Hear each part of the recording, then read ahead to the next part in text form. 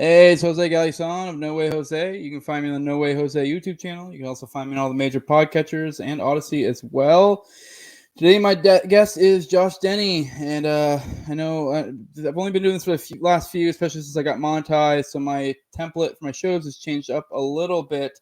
So I'll run you guys through it real quick. I'm doing live streams now, just because I'm chasing that super chat money. This will be available now, and after this episode, I will friggin' I'll put it as unlisted, and it'll basically be mostly only available for my patrons, and then anyone who saved the link or whatever. My patrons also too. I give them a little code out too that where they can if they want a super chat and they don't actually want to like do a super chat and pay me extra money because they're already paying. They can do that, and I know the little code, and then I'll friggin' read it in the thing. So I also say, super chats. If you want me to read your shit, drop a super chat. Today the topic will be basically just getting to know Josh. We'll just be kind of talking about him and all that shit. I did want to kind of talk on something real quick. I want to be honest with you guys, let you guys know what's up. And you guys know I'm very against a lot of this like vaccine stuff, but I want to be straight up with you guys. With one of them, I have a few jobs and a bunch of different hustles going on. One of them, I very well may need to get the vax, and I'm going to be straight up with you guys. If I absolutely have to, I will. I'm going to drag feet, do whatever I can not to, but I'm in a financial situation where I kind of have to. So if that makes me a bad libertarian, I don't give a fuck. You can pay my bills if you have an issue with that. I mean, a lot of you guys know I've been vocal on the show. I've had it already. I'm also 30 years old. I'm in good health. I don't live with anyone who's immunocompromised or interact with people regularly. So there's genuinely no fucking reason for me to. So it really is irritating. But a lot of you guys know I just got out of active duty military. So I'm already in a weird financial place to where I'm not like able to just be like, well, fuck it. I'll just throw that job to the wayside. So it is what it is. I've already made my little libertarian fucking purity sacrifice this year, if you will. So it is what it is. I have a wife, I have kids. The biggest thing is really mostly the medical insurance is the biggest reason why I can't. So I mean, if you guys really, really, really want me not to do it, I mean, fucking go get on my Patreon. If somehow magically you guys can fucking quadruple or quintuple the amount of fucking patrons I have or money I get, then sure, I guess I'll be in a financial place where I can do it. But I highly doubt it's going to happen. I'm just being straight up with y'all so that like while I'm railing on the vaccine, if someone's like, oh, I bet you've had it. Yeah, maybe I have at that point. So, but just because I do end up getting it doesn't mean I wasn't begrudging or am against it. So whatever. I just want to be straight up with you guys, let you guys know what's going on. Yeah. So, oh yeah, as always, make sure you go check out TopLobsta, TopLobsta.com. He has great artwork. He is the absolute fucking dude. I did want to real quick too, where I just talked about vax stuff. Apparently, YouTube just recently uh, doubled down on their like vax stuff when it comes to YouTube. So I mean, for all I know, this could get pulled because I mentioned it. I don't know how that's going to work, but with that, definitely go check out my Odyssey. And the same thing goes for Tower Power Hour because they literally just had an episode removed, and that's kind of why we were like kind of talking about this stuff amongst ourselves and stuff. So, anyways, I'm gonna go ahead and bring on Josh. He was just recently on a Tower Power episode, and this is kind of where I was like, kind of borderline fell in love with him because that was my favorite Tower Power episode, and I fucking loved it. So, you guys haven't seen that episode, you should go check it out. In my opinion, that's the best one we've had so far. That's like the ideal. Maybe we could have sprinkled a little bit more big brain time in there because we try to like weave in and out, but honestly, some of the jokes were pretty big brain. They were like some of them. I mean, most of them were pretty dick and fart jokes, but they were fun. But yeah, with that, let's go ahead and bring in Josh. What's up, dude? Man? Hey, how you doing? Good. I'm glad I to like have that you. you were like, yeah, there were some smart jokes in there, but mostly the dick and fart jokes. Yeah, no, I always joke with Tower Power. Like the point of the show is like because we're all like anarchists, libertarians, and we like to go into theory and stuff. But we also like to have like silly jokes, so we kind of like weave in and out of that, which I think Yeah. partially that's like good comedy is being able to talk on serious or smart topics, but in a funny way. Like, and there's something to that. I mean, you'd know better than I would. You're the comedian. So Yeah, I mean, I think part of the problem with a lot of comedy today is they try to force their point of view first and then do the funny part second. And a lot of, particularly like liberal comics, they just never get to the funny part. So, it's like I've always been like, let's just have fun. And if we accidentally make a point along the way, that's great. Yeah, which for us, we're all like that's our forte. That's where we hang out. We like that stuff. So us having fun, that naturally just comes along with it. Like if we're making silly, fucked up jokes, we're gonna end up actually making some cogent points along the way. What's interesting too is like I'm starting to realize like a lot of a lot of comics, like there's this sort of like civil war. Yeah, I see you're a big comic fan in the background, so that we have kind of like a civil war, Captain America's civil war going on in comedy right now, where you have sort of the pro Sokovia Accords, comics who are like govern me harder, daddy, and everybody who doesn't get the vaccine is a problem, and I was like, you know what? And they're also the ones that are like pro censorship, and there's only so many things you can joke about. I was like, the dudes that are part of this, they don't hang around with a lot of other dudes. Like, you don't see them fucking palling around with the fellas. They either spend all their time alone, they have like maybe one good friend or close friend, or they hang around with women all the time. And I was like, oh, when I did Tower Power, I was like, oh, this is what it's like to be with the boys. This is what it's supposed to be like when you're hanging out with the fucking boys talking shit. And I was like, oh yeah, I've always done that. Like I always hang out with the boys and we talk shit. And I was like, I think that's the real difference. But like you look at like Legion of Skanks, that's just hanging out with the boys. Yeah, And so it's like all the real funny podcasts and shit and comics are guys who like still fucking hang out and talk shit with the boys. And the super woke comics are the ones that are like, I'll just stay home alone tonight and read. And it's like, ew, dude, what the fuck is your problem? I mean, I do that too, but at the same time, it's like, I mean, like I also work. I've been like I was in the military as a mechanic. Like this legit. Yeah, thank like you for your service, by the way. Please don't.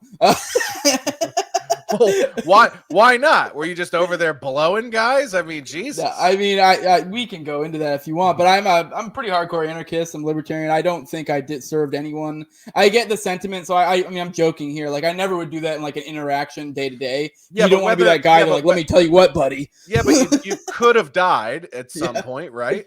Yeah.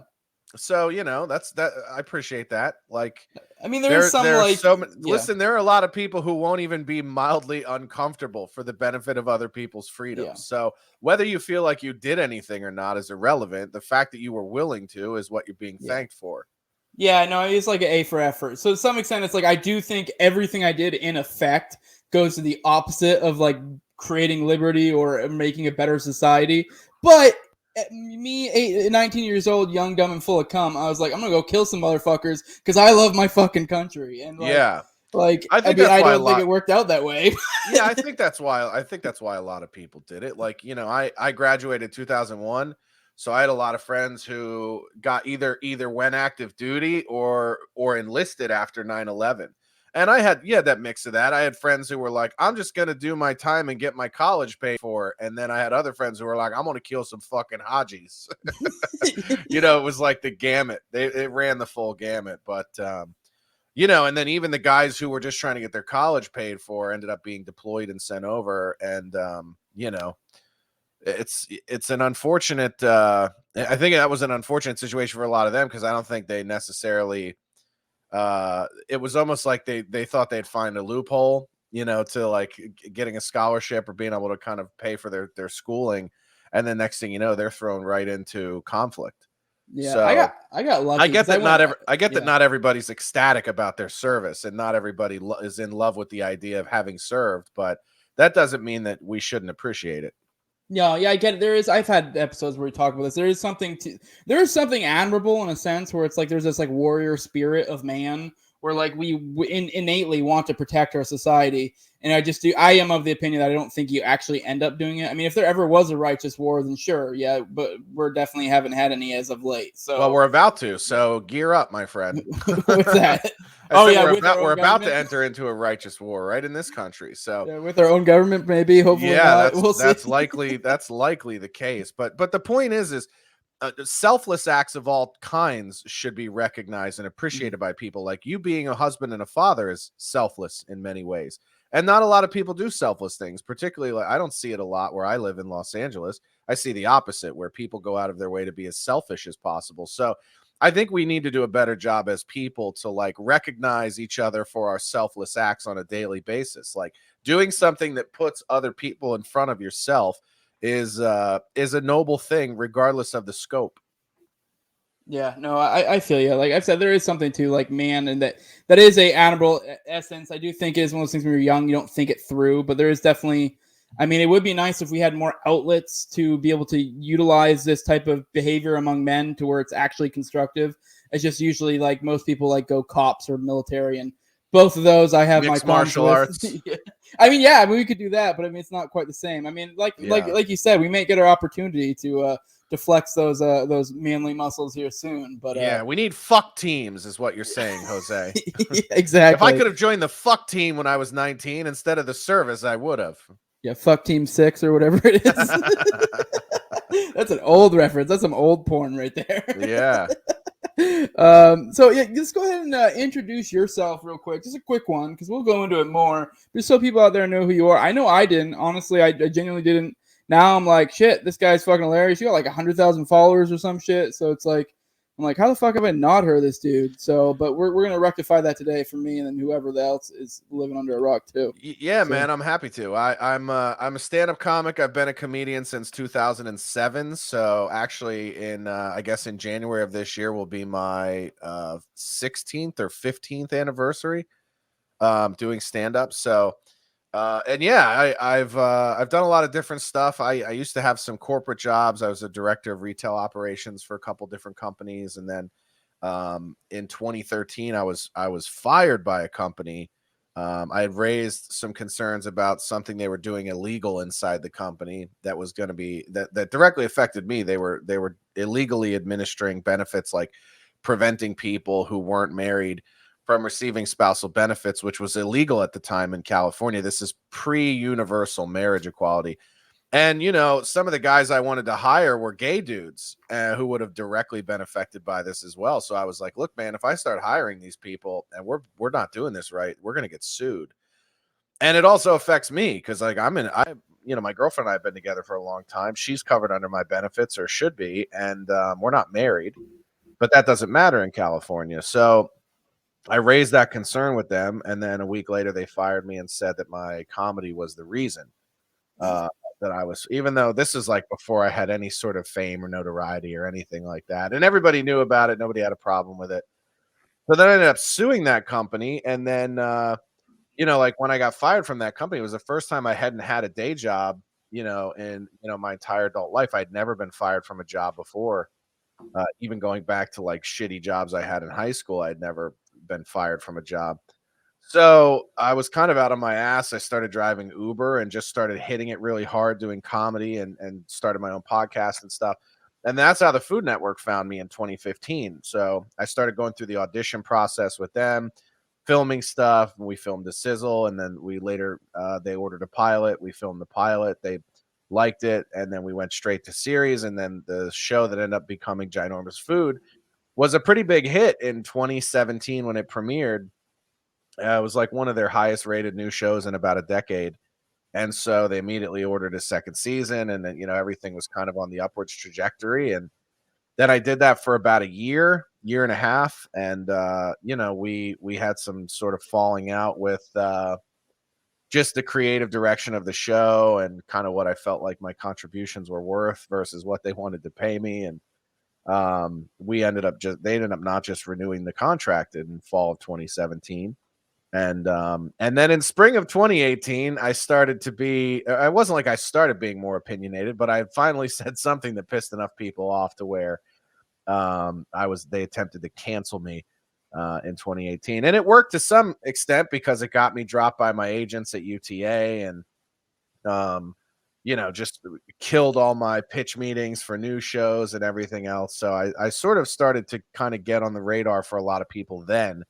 It was like, even after having a wildly successful TV show, it's like, you think about these numbers too. You're like, oh man, like 5 million people watch this show. It's a hit show. And it's like, yeah, out of 340 million people in the country, like that's less than 5%. That's like 1.5% of the population. So you go through all those things and you think like, oh man, like this is it, I'm on my way. And then you're like, no, like less than 1% of the population still knows who you are.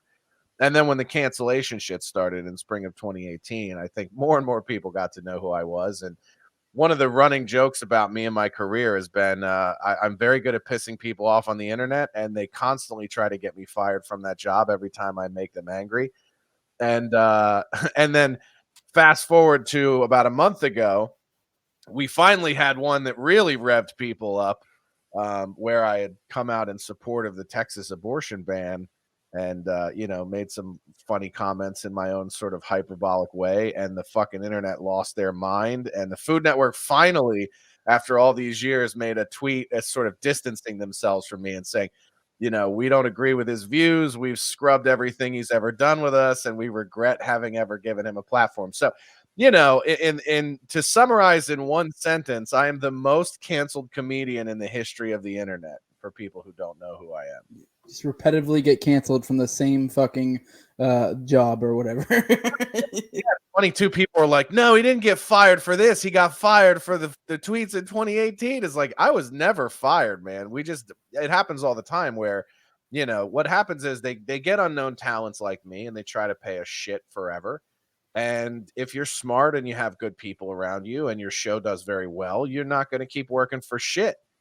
And, I had a business background before I was in entertainment. So I understand contracts and I understand, I understand how to sort of negotiate and leverage what your worth is. And I also know that nobody's ever going to fucking give you more than you ask for and more than you demand, because that's how the pimps in the world survive. So, I kind of drew a hard line in the sand and said, listen, I'm basically writing the entire show. I'm providing a significant amount of creative direction of the show. I have no ownership. I get no royalties, and I don't even get a producer credit on the show. So we got to do something to make it right. You either got to up my hosting money or you got to give me some credit for all the creative shit I'm doing on the show. And they didn't want to do either of those things. So, and at the same time, they're like saying like, hey, if you could be less vocal on Twitter or, less controversial with your comedy stuff that you put out there, that'd be great. And I was like, no problem. Pay me more money for that. Like the whole reason I took the show was because I wanted to grow my career as a comedian, not fucking stop doing comedy. You know what I mean? Here's Fat Dave from Tower Power. It's those pesky fucking N-words they found. They dropped on the table. And go, I don't know. Well, and that's what's funny about being canceled is I said in 2018, the thing that revved everybody up was I said straight white males become this century's N-word. And I was basically saying there's, the way people talk about white today is exactly how people talk about black people in the 50s and 60s. And it's not any different today than it was back then. And it's attempting to dehumanize people that you disagree with or don't like. And so then what they do is they go back and they find every time you've ever said something mean in your comedy, and they go, this is him being racist.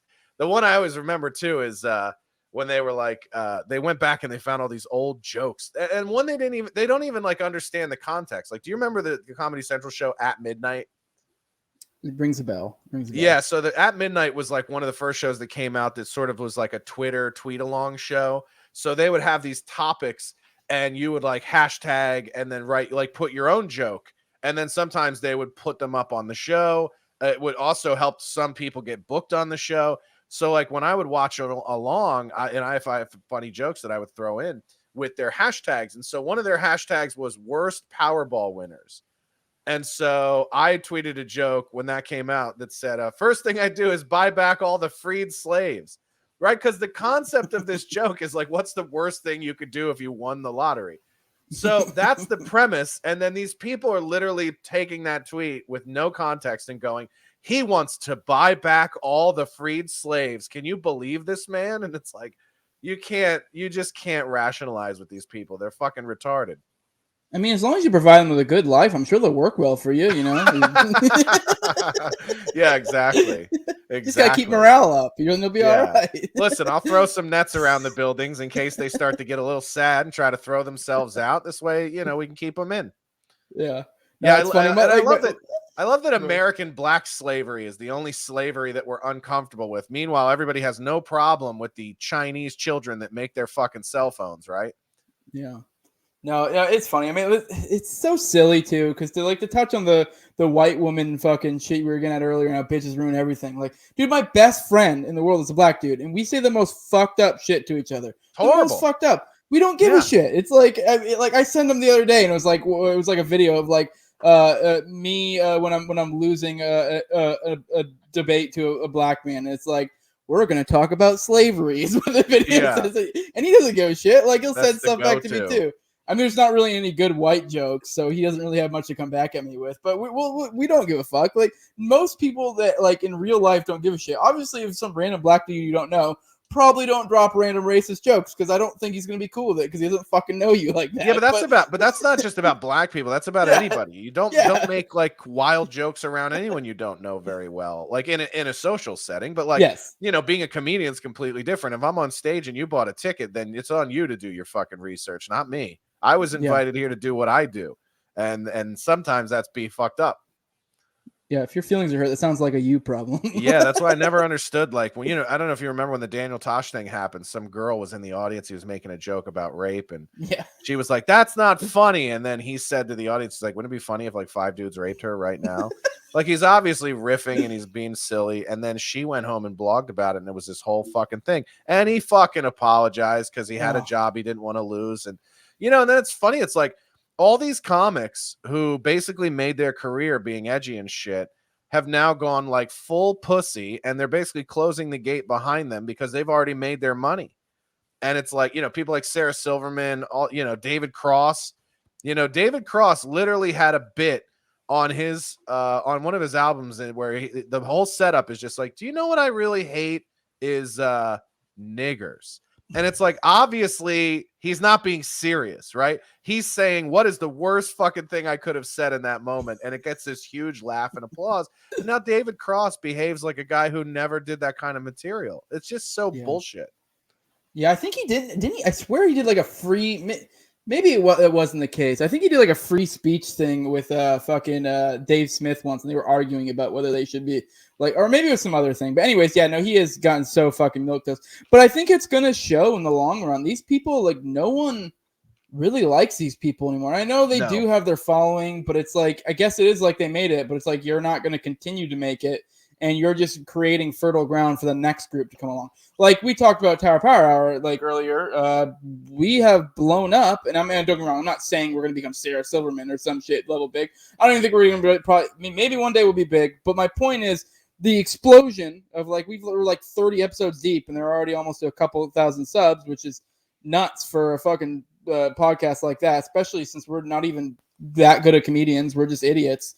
And like, so it's like blew our mind that we grew this quickly, but it's like, we're also don't have these faux pas. Like, we don't give a shit. And so you're people serving like that, you're serving something where there's pent up demand. And honestly, the whole explosion of the podcast world is like that people want that uninhibited, dudes talking shit vibe of comedy. So, it's like, I do think that the podcasting space is kind of filling that void for a lot of people. That's why the biggest shows are Legion of Skanks and Tim Dillon. And that's probably why you guys are seeing this massive growth with your channel, because people would rather watch 5 dudes sit around and say fucked up shit than listen to some fucking woke comedian try to convince them to agree with them on stage. Yeah. All right, I got a super chat. I don't know what the fuck this amount of money is. I think that's like that's 5 pounds, dude. It's pounds. Whatever. You don't know pounds? I don't know what the fuck that means. It's some weird Latin letter or something there. Got any favorite British comedians? Frankie Boyle and Jimmy Carr are great for offensive, messed up jokes. Pretty sure Frankie got banned off the BBC. I don't know who either of those people are, but I genuinely don't. You don't know either of those guys? Oh man, yeah, you got to check them out. They're great. First of all, Jimmy Carr is like the one of the best one-liners and one of the best sort of roast comics. I was amazed that they put him on Roast Battle here in the States, but I guess in America he's not very well known. He's massive in the UK, and he kind of went away for a little bit because I think he served time for not paying his taxes over there in England. That's based. But yeah, I get it. And then Frankie I'm less familiar with, but yeah, Frankie Boyle's been canceled off of everything. The question is, who are my favorite British comedians? One of my favorites is Jade Adams. She did a special was put on Amazon right after the start of the pandemic, and it was basically like a takedown of all woke specials. It's called Serious Black Jumper, And it's funny because when I first started watching it, I was like, oh no, this is going to be like another woke fat chick. And then you realize, no, she's shitting on all of the woke feminist, liberal women, and not just women, but people in general who take themselves way too seriously. And it ends up being a really, really great special. And then, of course, Ricky Gervais, I think, is one of the best of all time. Yeah, just so you guys know, Rogue Liberty Party has his own podcast. Go subscribe to him. He's one of my homies. He's actually what got me into podcasting. I don't remember his handle. It's like at Rogue Liberty or something like that, but it's that little picture you're seeing there. So definitely go follow him. He's good shit. I'm not going to do that anymore unless you send me more money, okay? Just letting you know, Rogue. All right. Yeah, I do like that he had to let you know. He's like, it's actually worth more than $5. So yeah, we're now better than you. Yeah, no. They always have been, as far as their currency is concerned. Yeah. I mean, whatever. It's all made up nonsense. But now I got to go take that money and then I got to go convert it. It's just no, thanks, man. You made a hassle for me for $5. What the fuck? He gave you work. Typical fucking Americans not wanting to work for their money. Yeah. I'm glad you brought up what the fuck. I guess we'll bring it up since you paid me. NUKE Britain. I don't know. I mean, yeah, I think the benefits outweigh the cons there, so I might be for that, But yeah. I mean, and then Fat Dave asks, who's the funniest ginger comic? Does anyone even need to ask that question? It's obviously it's either between Bill Burr or Louis C.K. It's about preference. Yeah. Dude, those are both great comedians. And I would give it to Louis over Bill just because I think Bill's gotten a little woke and pussy for me too now. So yeah, he has gotten a little bit more. And then something about like masturbating in front of women just makes it way funnier. Well, none of them told him he couldn't. It's like it's amazing for a slice of our society that constantly bitches about not having enough autonomy. They sure love to be fucking infantilized when it serves them, don't they? Yeah. I'm just a delicate girl. I don't know how to say things to stand up for myself. Oh, fuck you. Yeah. Like if I say, hey, can I jerk off in front of you? And you just go, or go, yeah. I'm like, okay, well, I don't really know what to tell you there. Okay. I wish I could go back in time when they were voting on could women vote or not. And I wish I could just go in with like a big screen TV and be like, if a woman can show us how to change the inputs on this television, then they can vote. And if not, back into the kitchen with you. And we would have avoided all of these problems. I'm giving TopLobsta another one just because I love him. How funny BC CK holding his junk the same way Pryor holds a mic. I don't remember how Pryor held the mic, to be honest with you. I remember Pryor back in the day, but I don't recall how he distinctly held the mic. So yeah, it would be funnier. He held it kind of like a homosexual, and turns out he was actually. Oh yeah, that's right. Yeah, I remember who he was fucking. It was somebody. Yeah, and even funnier would be if he set himself on fire trying to light it. TopLobsta, just like Pryor. Let's back up, get a little more serious. I touched on the vax stuff earlier, and you also touched too about how like the white man is a new black man or whatever, but now it's coming back full circle, and now like the new white man is the unvaxxed, and unvaxxed are ironically mostly black people, so yeah, isn't it wild that now BLM is protesting the government for vaccine mandates? It's like, isn't it amazing that there's this the government has found a way to create this fucking utopia where BLM and conservative America are now on the same team fighting against a tyrannical government. Yeah.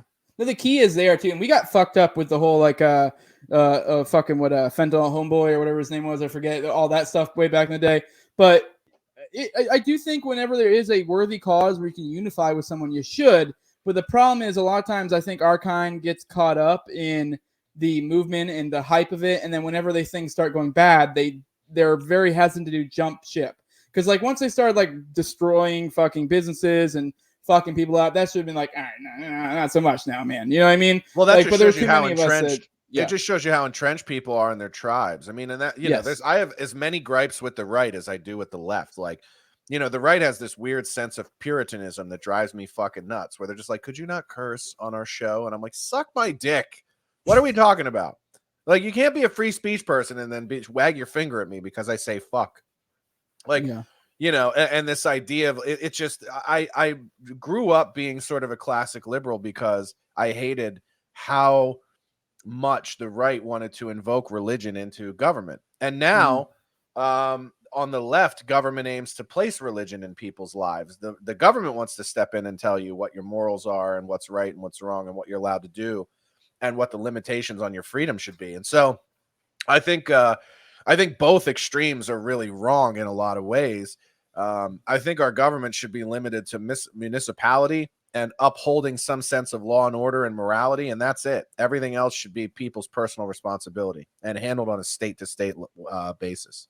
Yeah, and with this left and right thing, what they do is like this yo-yo thing where like there'll be a period of time of like 5 to 10 years where like one side is better and then it goes back. Because I mean, you're what like you graduated in 01, so you're like 8 years older than me ish. You're probably 38. Like 38. Yeah, I'm 30. 38. So like I know growing up, the right was shit. Like, and now like the right is actually the right dope. was trying like, to get like books banned and music fucking banned, and the right was the religious right was who tried to blame Marilyn Manson for Columbine and not shitty fucking parenting in schools, and so the right. I grew up in the generation I grew up. The religious right specifically was the fucking worst part of government.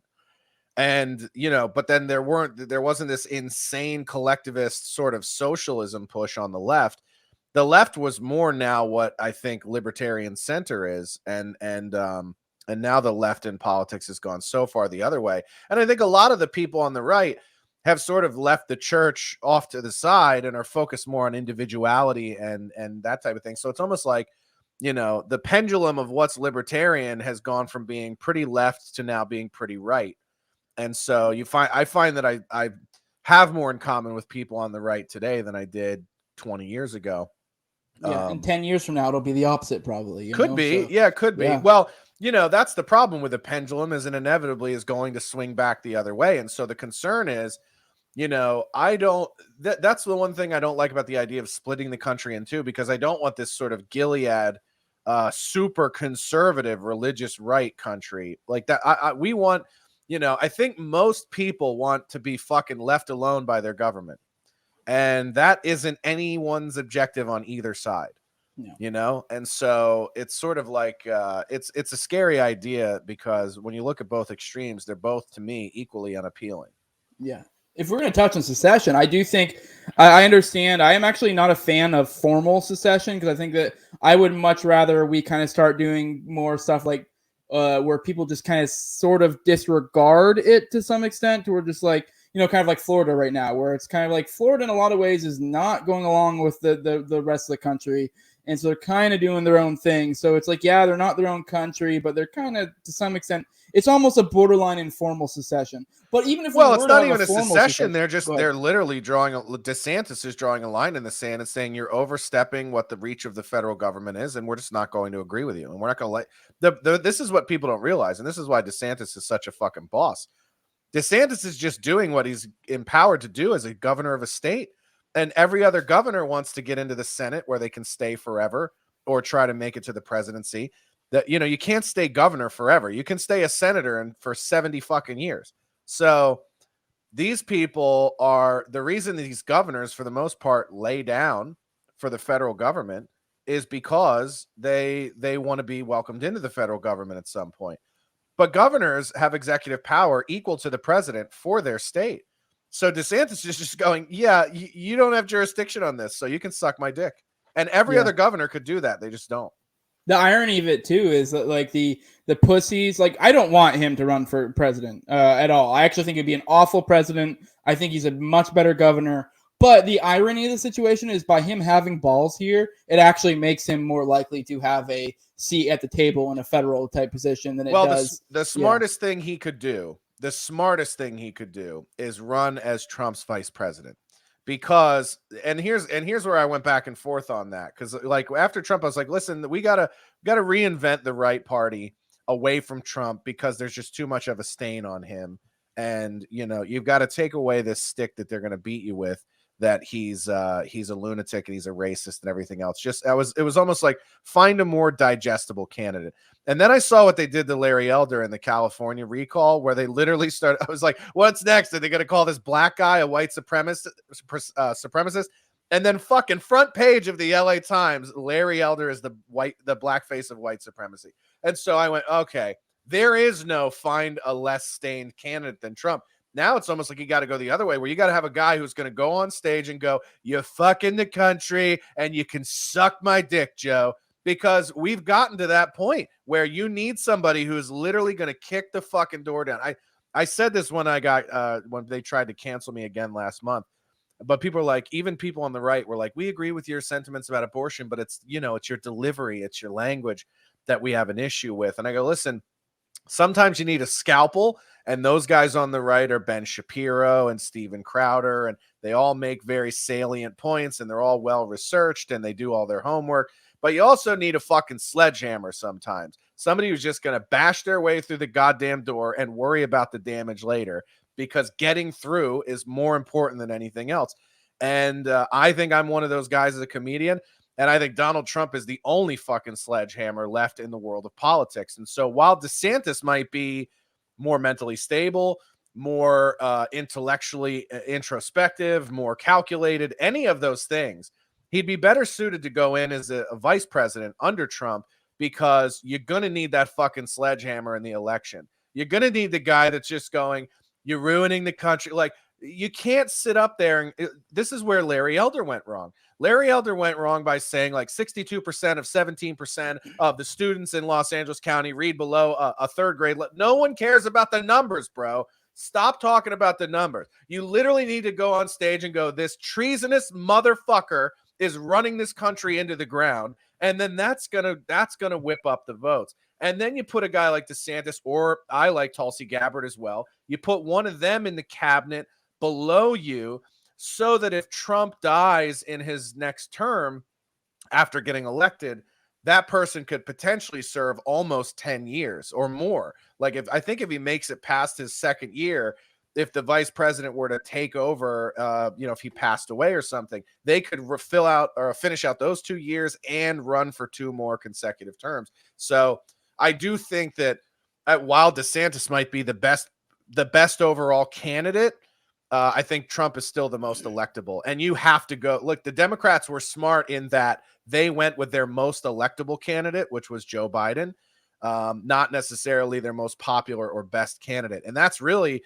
what the right has to concede to, is whether you like Donald Trump or not, he's the most electable candidate by far. Yeah, well, the thing with Trump is he kind of shook things up. I think a lot of people got set, and I kind of touched on it earlier, how I think DeSantis actually has more of a seat at the table in the federal type thing because of the fact he has such big balls, whereas people are so fucking used to like people playing along with what they're supposed to.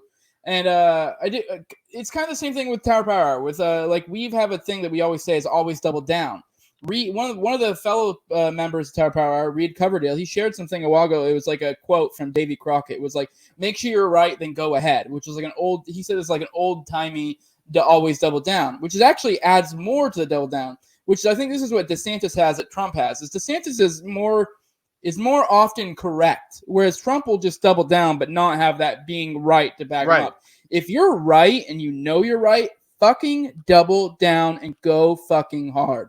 Because I know a lot of people want to like bow and be like, oh, do the respectable thing. But if you just double down, people will respect you more. Yeah, but the biggest thing the right agrees on is that the left doesn't live in reality. So you need a presidential candidate who is at least going to step into that fucking matrix and call out that what they're saying isn't real, and that they're not living in reality, and that they're destroying the country. They're ruining America. They're killing everything this country stands for. And, it's, I said this about Tulsi's campaign when she was running. I was like, I'll stop doing everything I'm doing, for the next whatever years to help work on her campaign in some regard, because I believed in her so much as a candidate. Still do. I still think she's great. But I'd say the same thing for Trump. I think part of the problem with Trump's people is that they continuously try to like give him factual talking points or whatever. And it's like, don't even worry about it, because the people that love him don't care about whether or not they're accurate. He's accurate. They care about that he's telling the truth. And so, and in that perspective, the truth isn't data and facts and statistics. It's you have to speak to how they feel. And that's all that matters. They don't care about the data. They don't care about how many people died. They don't care about any of that. They want you to resonate what they're talking about. And what they feel is that everything we were told this country we were promised we would have. And I'm talking about entitlements or any of that. I'm talking about freedoms. everything that they promised us growing up is being destroyed and deleted. And so you can either decide you're going to let that happen, or you can elect somebody who's going to put a fucking stop to it. Yeah, no, I agree. I'm not a big fan of the facts and not the facts, but the charts and graphs and all that. I don't think that's useful in today's situation. But there is definitely, I think, if you are bombastic and doubling down and also correct, it gives you that extra oomph. Whereas I think a lot of times Trump would be bombastic, but then there's a good chunk of the time where he had nothing. There'd be times he just was completely off base, and it was just like, but he's just doubling down. Which, don't get me wrong, that would still be entertaining when he's calling fucking Cruz's wife ugly and shit. I think some of that is because people were trying to steer him. And they were going, Donald, you need to talk about this. These are the facts. These are the data. They're trying to fight the battle on the left's terms, and the left doesn't give a fuck about. Donald could show up with goddamn. Do you remember the one where he showed up? He had the papers in his hands. He's like, "Look, I got the data right here. I got the paper." They were like, "Just give him the papers and let him read." And he did that. The woman didn't give a shit. The woman interviewing didn't care. Yeah. He's like, "I got all the facts." They gave him. I have a binder with all the facts. They don't give a shit, man. They hate the guy. They're going to call him. He could literally suck a black guy's cock on national TV, and the media will present it as an act of white supremacy. You know, it's like there's no reality to what they're doing. So you just need the biggest fucking battering ram, and there's nobody that's a bigger battering ram right now than Donald Trump. And they need to, his people, his handlers need to back the fuck off him and let him batter.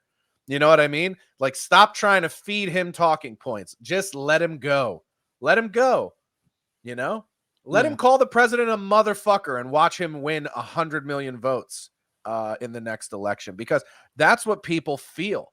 There isn't a single person I've met who's on the right or who's even libertarian who feels a little lukewarm about what's happening right now. People are fucking pissed.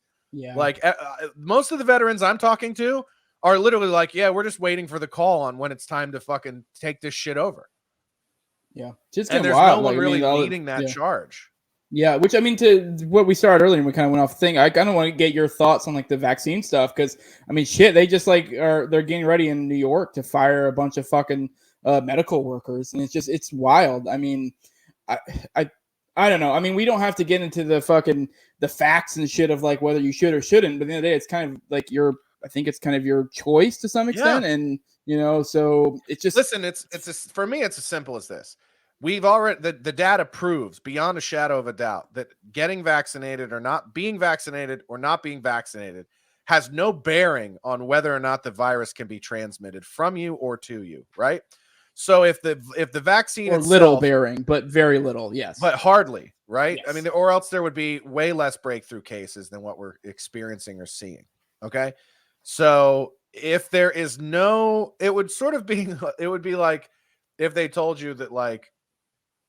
Well, condoms actually don't protect you from disease, and they don't prevent you from getting another person pregnant. Would you use them? No. And would the government mandate them? Probably not. So this idea and this whole thing has become politicized. Don't think for a second that vaccine mandates are anything other than the belief that most of the unvaccinated are Trump-supporting conservatives, and this is an attempt to dehumanize them legally in society and take away rights. I mean, when people have said that vaccine mandates are the new Jim Crow, they're not lying. It's literally about taking a perceived lesser than human being in our society and limiting and restricting their freedoms. That's exactly what Jim Crow is about. So, you know, it's absolutely the opposite of what America is supposed to be. And listen, I don't care if people are pro-vaccine or anti-vaccine. I've been pretty clear with my fans and listeners and stuff about why I'm not getting it. You know, I came down with celiacs after the last time I had COVID. I've had COVID 3 times. I've never been hospitalized once. And the last time I had it, I came out and I started having these crazy allergic reactions, and I couldn't figure out what it was from. And then eventually I found out it was wheat. And I think I've always had like a mild gluten intolerance in my life. It's part of the reason why I never drank, because if I drank beer or whatever, it would fuck my stomach up really bad. But I always assumed that was just the alcohol. I never thought it was the wheat. And so coming out of it now, if I have like yesterday, I ordered a gluten-free pizza But I ordered it from Pizza Hut, where there's probably loads of cross-contamination of them touching flour and then touching other ingredients. And then that shit gets on your gluten-free pizza, and it's basically not gluten-free. And you can kind of see this on my eye, dude. My whole fucking face, red, broke out, everything else. So if getting COVID attacks your spike proteins in a way that can create a permanent, everlasting change to your immune system and give you an autoimmune condition, why the fuck would I want to run through that again with a vaccination, which essentially simulates the spike protein irritation of COVID, and find out, oh no, now I have lupus, now I have another autoimmune disease or an enhanced version of what I already have, to where maybe I don't break out in the face the next time I get exposed to flour. Maybe I go into anaphylactic shock and fucking choke to death. So for me, it's a risky proposition, period, to poke my immune system in that way, and I'm just not going to do it. But that doesn't mean that other people that don't have those kind of conditions shouldn't, or maybe they have other medical conditions. But it should be everyone's fucking freedom. It should be their choice. Yeah. It doesn't affect anybody else. It has no effect on another person's health, whether or not you choose to be vaccinated or not. That's been proven unequivocally. So for it to be mandated is insane.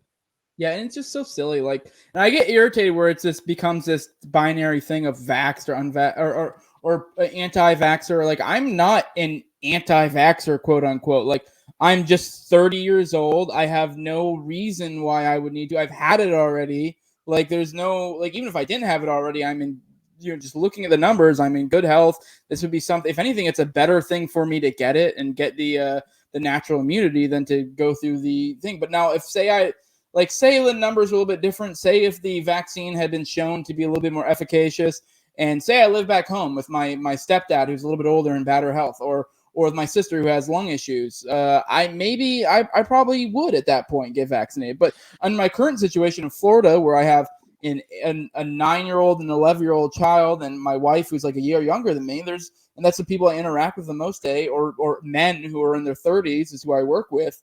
It's like, why the fuck would I? There's no reason to. Like, yeah, and the other thing, dude, is like this never should have been called a vaccine in the first place, because it really isn't. Like, vaccines historically give you a bit of the virus and train your body to fight and kill the virus. These don't do that. They simulate to the immune system what the virus does. And so it's like it is slightly different in that it doesn't kill the virus, obviously, because you can still transmit it if you've been vaccinated and if the other person has been vaccinated. So, it's pretty insane to me that of how much this has been politicized and how much it's been just sort of like they have marketed this thing into being something that it's not, and convinced a tremendous portion of the population that it does something that it doesn't do.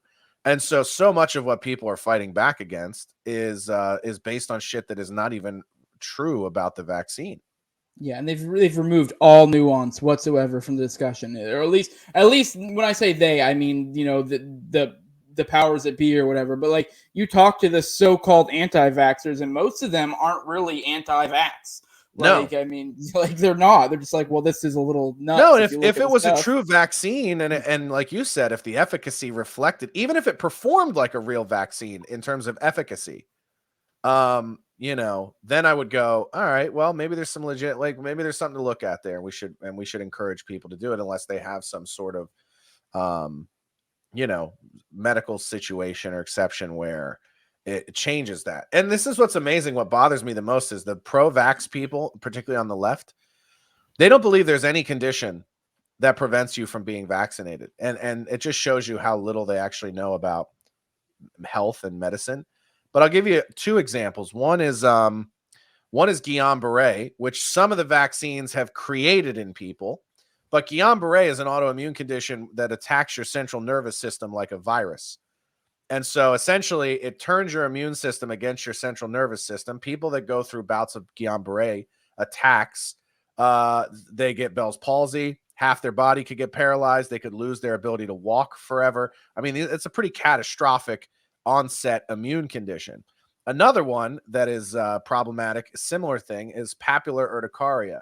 Papular urticaria is when your body reacts to bug venom or anything that enters the bloodstream like infectious disease. And so you could literally get an IV. Some of these people have adverse reactions to IVs, where something enters the bloodstream and the body thinks it's poison, and attacks it like an infection. And then a lot of times people who have papular urticaria also develop chronic MRSA, which means every time they have the slightest infection or something that their body interprets as an infection, they have a medically resistant staph infection as a response. So these people could literally get injected with the COVID vaccine on a Friday and need their arm amputated by fucking Sunday morning because of how their body responds to stuff that enters the blood. So those are two conditions that people that are very close to me have to deal with that make them biologically unable to receive a vaccine. Their doctors have given them notes about the vaccine. These mandates do not allow for any of these medical fucking exceptions. And so you can imagine when the anti-abortion bill came out in Texas and they said, yeah, there are no fucking medical exceptions. There are no rape exceptions. There was a part of me that was like, good, fuck you people, because you guys don't think there's ever a medical exception to not be vaccinated. So now this state is enforcing their fuck you and not letting you have any exceptions to what they think is morally right. So it's like, it's just fighting fire with fire. But it's amazing to me how quickly people get hypocritical about their own principles when it just doesn't fit their agenda. Yeah, no, and it's funny too. You were touching on how people react to this. Like Toad, one of the dudes on Tower Power Hour, he is getting ready to pretty much lose his job due to this. I know I said earlier in the episode that I can't. I mean, he's in a little bit of a different situation where he's and a listen, single I guy. understand that, dude. Yeah. I understand, and I'll tell you, that's why they're doing this, so that guys like you who don't have a choice don't have a choice. They're taking away your choice, and it sucks, but I mean, we're at a point now, honestly, man, where the only way it's going to change is if fucking militias roll tanks through Washington. I mean, we're beyond. They've already proven that you can't win an election. They're going to steal the elections. They're going to change the internet laws that break down your ability to transmit information that fights the narrative. I mean, we are in an oppressive totalitarian state. And the only way that that's going to change is domestic terrorism. I mean, I think there might be other ways. It's the harsh reality. There's something there. It's the harsh reality. I mean, I'm not saying do that, but I'm not saying don't do that either. I'm not saying people should do it either, and I'm not even saying I want it. I'm saying that history has shown us that listen, they considered the Boston Tea Party domestic terrorism, right? So, the only way is going to be with some sort of forceful overthrow of our government. That's the only way it's going to change now. What's up, Reed? I hollered at you earlier. I gave you a little plug. But yeah, no, I was mentioning with Toad, he is getting ready, and he's in a different situation. He's a single guy. I don't know his financial situation, but I assume he probably has a little bit more money set away. So he's in a different situation where he's more flexible than I am, and he's just going to bite the bullet, and he's going to be like, "Fuck you." And I respect that. Hell yeah, I'm all for. I put out a tweet the other day that was like, "Do not comply" in all caps, and I put a little asterisk, like you see in books, and then I put a little asterisk, and I put if you can handle it or whatever, if you're in a situation in which you can do it or whatever. So and I'm not. He is, and I fully support him, and I think anyone who can should not comply and say "fuck you." You should not do that, essentially. And that's what he's doing. But my point I was getting at is he legit has said he went to his doctors to try to get a medical exemption, and they wouldn't give it to him. He's had, I guess, I don't know his entire medical history, but he's had strokes and he's had seizures before. And he's kind of like, hey, this is a new thing in the market. This could have medical issues. I clearly have other medical stuff. He's had COVID already, so he has natural immunity. So it's why would I take this risk? Can I get some sort of a medical exemption? And even then the doctors were like, no, there's no reason why you should get a medical exemption for this. They weren't willing to give him one, which is insane one of the to me. Yeah, man. And one of the primary pushbacks I have against abortion, one of the things that helped push me over the line to being pro-life from being pro-choice, which I was most of my young years, was abortionists aren't even fighting the battle to have stem cells legalized in the United States, stem cell treatments. If you want stem cell injections that are large enough to have a medical impact on your body, you have to go to Panama or you have to go to the UK. You can't get it here in America. So it's the one primary medical benefit to doing abortion would be stem cell research and the utilization of stem cell treatments. And no one is pushing the FDA to approve that or to authorize that. So to me, it's like, you can't even adhere to the idea that there's a scientific benefit or a population benefit. And the only reason that the FDA will not approve the usage of stem cell injections in the United States is because it would bankrupt surgeons. Surgeries would go away for arthroscopic things like cartilage degeneration and MCLs and ACLs and those types of reconstructions. I mean, essentially, there are guys who have torn a meniscus and had a stem cell injection and not needed surgery. The meniscus has reattached itself and grown even stronger and thicker than it was before it was torn.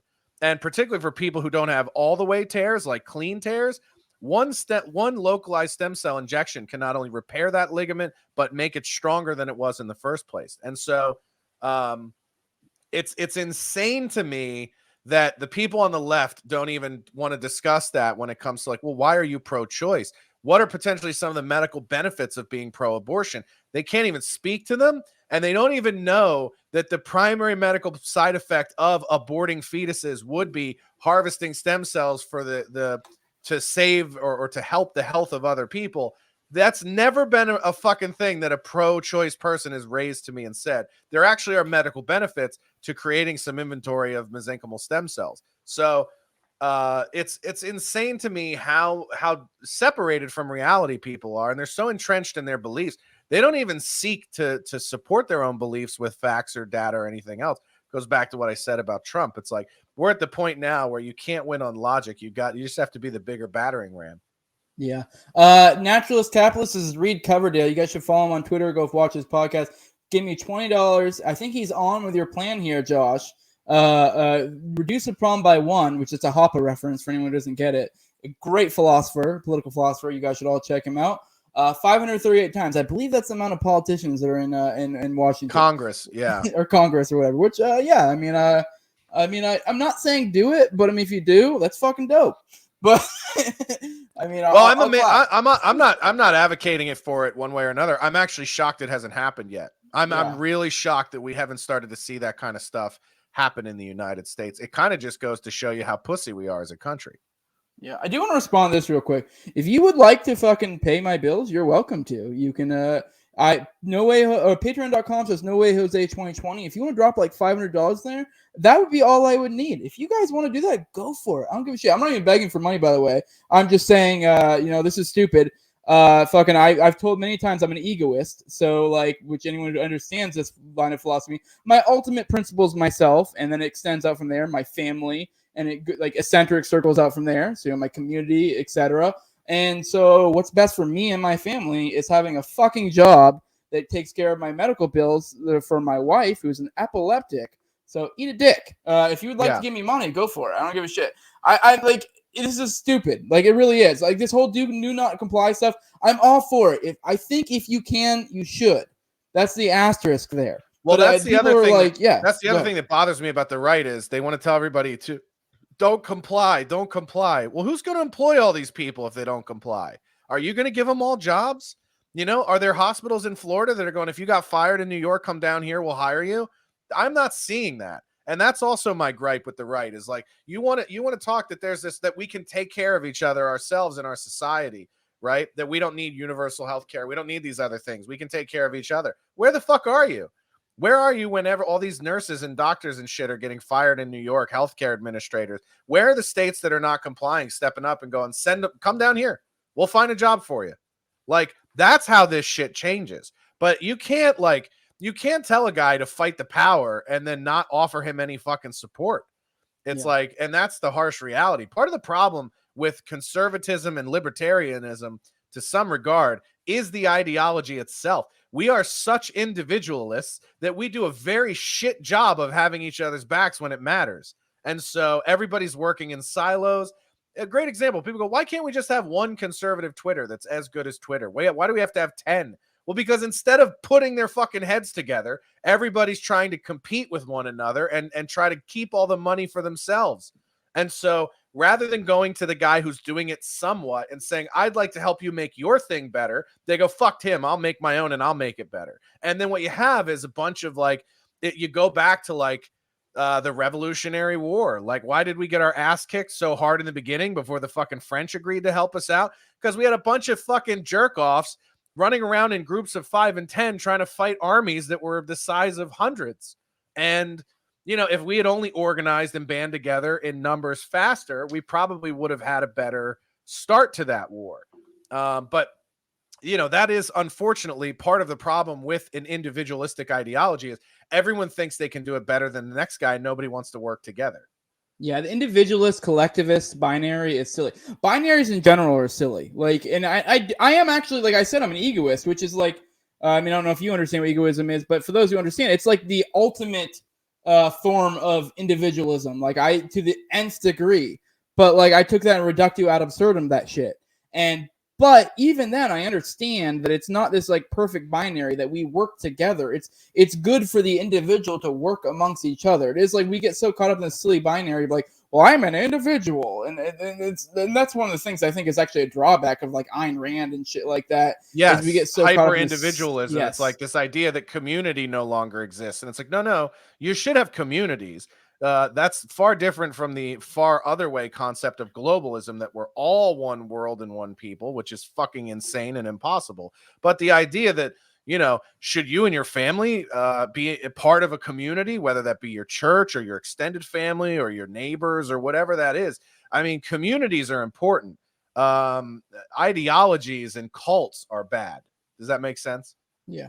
Someone in the chat said I'm begging for money. I'm literally not. I was only letting you guys know this situation so that I don't feel like a hypocrite because I will shit. Isn't that so hilarious how that like you just go, hey, here's the reality of my financial situation, and they go, oh, now you're looking for a handout. It's like, fuck you. I'm explaining to you the reality of my situation. Yeah, I don't legitimately think you guys are all going to band together and drop like there really would be like $500 on my Patreon, like a monthly. That would be all I would need to be able to cover probably the medical costs of like insurance, like private insurance. That's probably really the only thing I need. But I don't think that's actually going to happen. I'm just letting you guys know the reality. I'm letting you know the situation so I don't feel like a hypocrite and everyone when I'm so anti-vax and like I have it. So I'm still not anti-vax, but against the mandates and shit. I'm still going to be against it, whether I'm the same person, whether I get jabbed or not. Like it doesn't make a difference. Hey, and someone also said the black market. And I get it. I'm an agorist. I'm very, like, for those who understand, I also am an agorist. I completely get it. But there is a certain, not, like I said, it's not a binary. Like, me being an agorist, like, counter economics is what got me out of the military to where I could afford to get out of the military. Because I have my side gigs going on. But there's a fucking limit. And there's a reality of the situation to where it's like, at some point, it's like, all right. And if this had happened 6 months or a year down the road and more of my counter economic activities had paid off, I could be able to do this. But right now, I have fucking wife, kids. I have bills to be paid, mouths to feed. Eat a dick.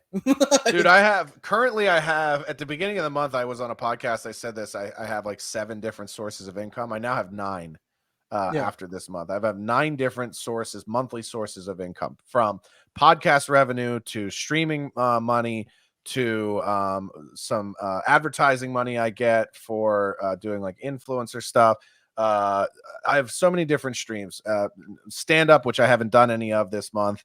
So there's no money coming in from that, but it's like, I have all those different streams of income. I have my show on Censored TV.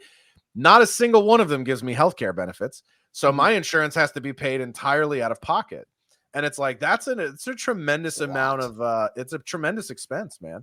It's a tremendous expense. And that's what it's so funny is like, you know, you'll see some people in the chat talk about the fact that I used to drive Uber. I haven't since the start of the pandemic, but now that they've changed shit to where if you work a certain number of hours a week, they give you health care. I almost am looking at it like maybe I should go back to do that. So at least my health care is paid for. Yeah, it blows my mind anyone would ever give you shit for that. Like, even if you were some like rich and famous shit, it'd be like, we were talking about that like, say I magically ever got to the point where people paid me enough to be able to get by on podcasting, I still would probably have some sort of real job because it's like, I gotta fucking do something. I'm gonna be bored on my mind. I can't hang out with my wife and kids that much. I mean, I like them, but Jesus fucking Christ, I have a part-time job or something. I can't be cooped up in the house all the fucking time. Yeah, I think it's important. I think the pandemic taught everybody like diversify your portfolio. You know, and so it actually made me work more on solidifying the revenue coming in from a lot of these other sort of small things. But you'd be amazed at how quickly, like, I had all these other things that I would make like $50 or $100 a month from.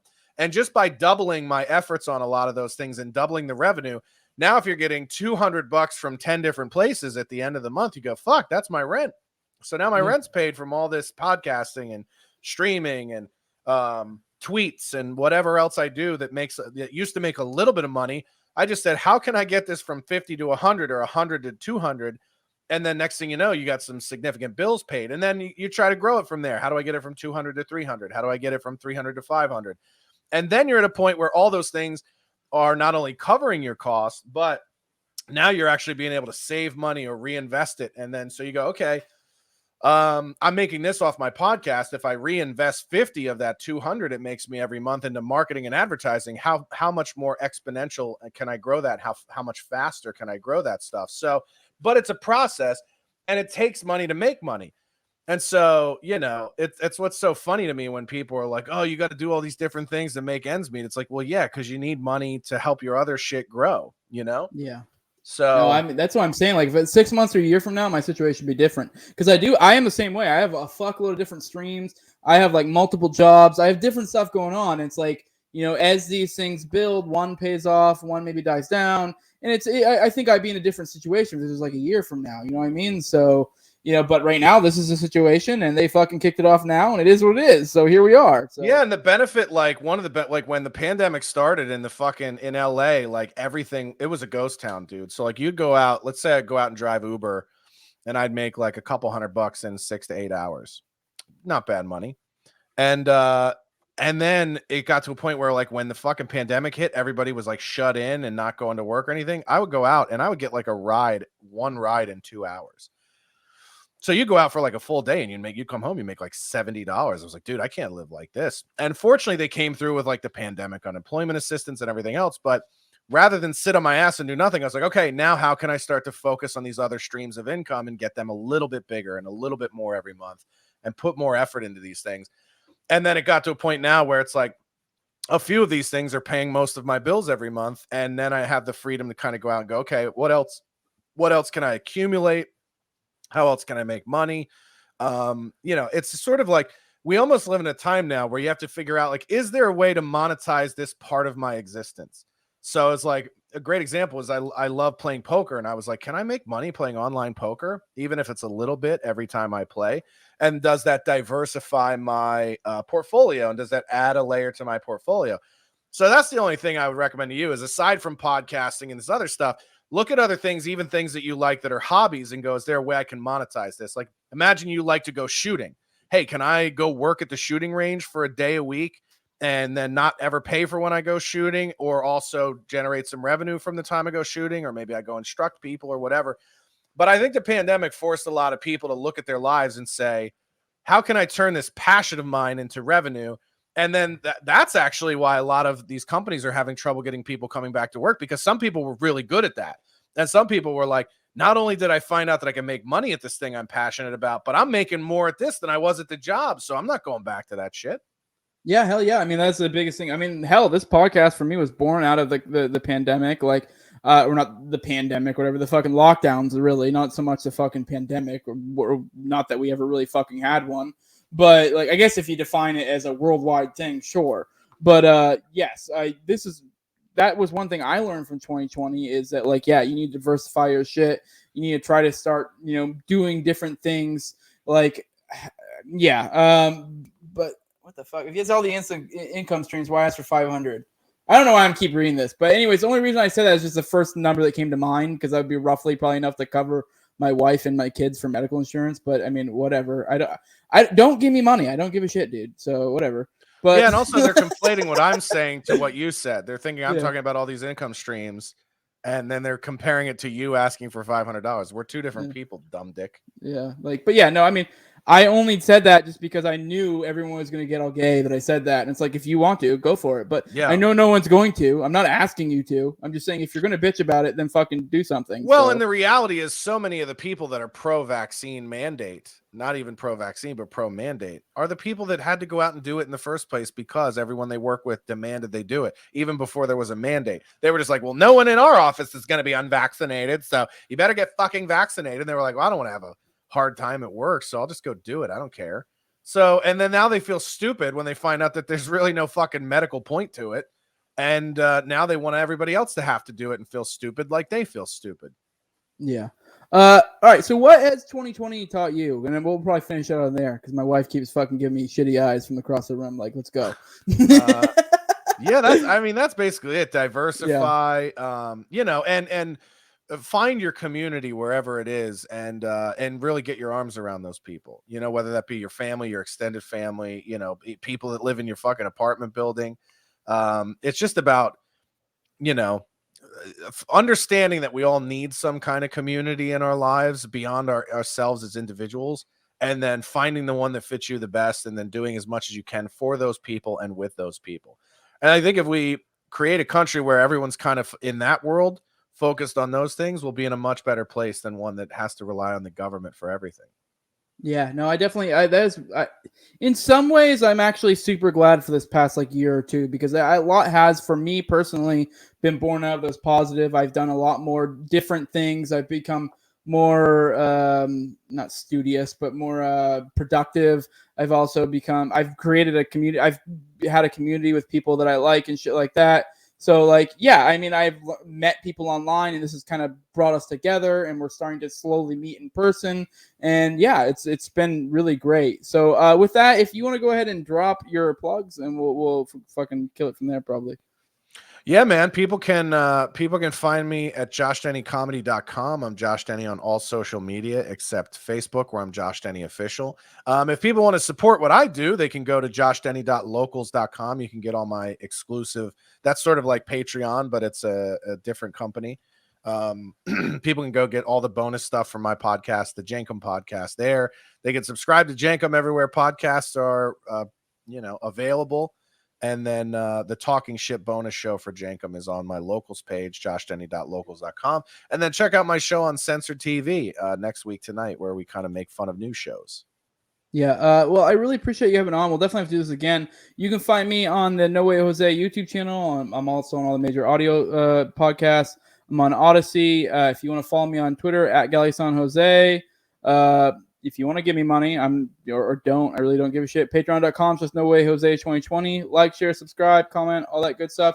I'm gonna run an ad. You guys should definitely check that out. I'm awful at fucking ad reads, but you guys should definitely go check these out. We were talking about supporting, liberty-minded people. These guys definitely do that. And if this is your thing, it's a fantasy football thing, you guys should definitely do it. Stick around, Josh. We'll talk after and post a little bit. Sounds good. All right. Bye. If you love playing fantasy football but struggle to find the right resource to help with your research, the guys at Football Insider Edge have you covered. Whether you are a season-long player, focused on DraftKings or FanDuel contests, or just like to make the occasional wager each week on a couple of games, Football Insider Edge provides you with the research tools and in-depth analysis to take your game to the next level. With their proprietary model, matchup charts, and industry award-winning content, the team at Football Insider Edge have devoted themselves to educating their subscribers, helping them improve their play, and a few special moments winning life-changing money. They are proud of the community they've built through weekly interaction on their Slack chat channel and take great pride in helping others to achieve their goals of becoming better fantasy players. As supporters of the show and of the Liberty Movement as a whole, they are currently offering a 20% discount on any monthly or full season plan on their website. Just go to footballinsideredge.com and use the code Jose at checkout to take advantage of the discount offer today. So if you guys are fantasy football people, go check this out. It's a win-win-win. I win, you win, they win. There's no loss here. It's fucking capitalism, baby. Let's do it.